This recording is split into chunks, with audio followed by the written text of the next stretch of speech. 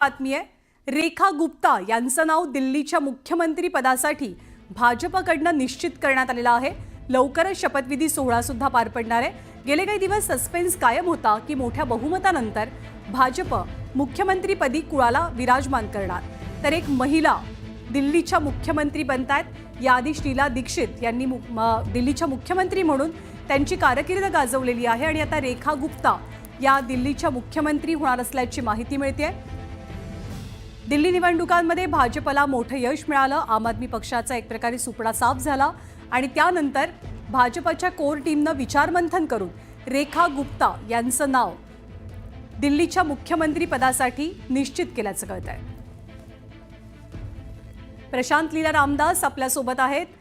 प्रशांत, कोण आहेत रेखा गुप्ता ज्या दिल्लीच्या मुख्यमंत्रीपदी विराजमान होतील? नुकतीच विधिमंडळ पक्षाची बैठक झाली। या विधिमंडळ पक्षाच्या बैठकीमध्ये आरएसएस मध्ये सक्रिय सभासद असलेल्या रेखा गुप्ता ज्या शालीमार बाग विधानसभेच्या आमदार आहेत त्यांना मुख्यमंत्री म्हणून घोषित करण्यात आलं आहे। त्यांनी आम आदमी पक्षाच्या वंदना कुमारी जो आहे त्यांचा 29,595 मतांनी पराभव केला होता। त्यांचा जर राजकीय प्रवास जर बघितला आपण, त्या दिल्ली विद्यापीठाच्या शास्त्र संघाच्या सचिव देखील होत्या, त्या भारतीय जनता पक्षाच्या दिल्ली युवा मोर्चाच्या सचिव देखील होत्या, सोबतच जर बघितलं तर राष्ट्रीय सचिव देखील होत्या। ती उत्तरी प्रीतमपुरा हा वार्ड जो आहे तिथून त्या नगरसेवक झाल्या होत्या। त्यानंतर सोबतच जर बघितलं 2010 मध्ये त्या भाजपच्या राष्ट्रीय कार्यकारी सदस्य झाल्या आणि सध्या रेखा गुप्ता या भारतीय जनता पक्षाचं महिला मोर्चा आहे त्याच्या राष्ट्रीय उपाध्यक्ष आहे। आणि रेखा गुप्ता यांचा 2015 आणि 2020 मध्ये निवडणुकीत पराभव झाला असला तरी यावेळेस त्यांनी सगळ्यात मोठं नाव असलेलं वंदना कुमारी यांना साधारणतः 11,000 मतांनी पराभव केला होता आणि त्यामुळे रेखा गुप्ता यांच्या नावावरती अंतिम निर्णय घेण्यात आला आहे।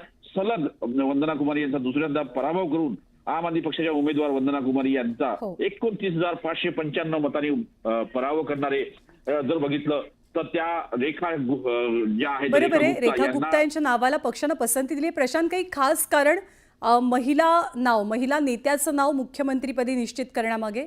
यासोबतच जर बघितलं तर विजेंद्र गुप्ता देखील हे जे आहे हे विधानसभेचे अध्यक्ष होणार आहे आणि परवेश वर्मा जे आहे ते उपमुख्यमंत्री होणार आहे। हे जर बघितलं हे दोन अतिशय महत्वाच्या घडामोडी झालेल्या आहेत। रेखा गुप्ता ज्या आहेत त्या मुख्यमंत्री होणार आहे, महिला मुख्यमंत्री। जर बघितलं आपण ज्या पद्धतीनं दिल्लीच्या याच्यामध्ये जेव्हा संपूर्ण विधानसभेचा प्रचार सुरू होता त्यावेळेस निश्चितपणे महिला मुख्यमंत्री देऊ अशा प्रकारे स्पष्ट संकेत, महिला किंवा दलित मुख्यमंत्री देऊ अशा प्रकारचे स्पष्ट संकेत देण्यात आले होते। असं असताना त्यांनी शेवटी रेखा गुप्ता यांच्या नावावरती म्हणजे महिला मुख्यमंत्री म्हणून त्यांचा उल्लेख केला आहे। आणि जे दोन पर्यवेक्षक होते रविशंकर प्रसाद आणि ओपी धनगड यांनी दोघांनी त्यांच्या नावावरती अंतिम निर्णय केला। रेखा गुप्ता ज्या आहेत या दिल्लीच्या बरोबर आहे, म्हणजे दिल्लीला नव्या मुख्यमंत्री मिळतात, महिला मुख्यमंत्री असतील।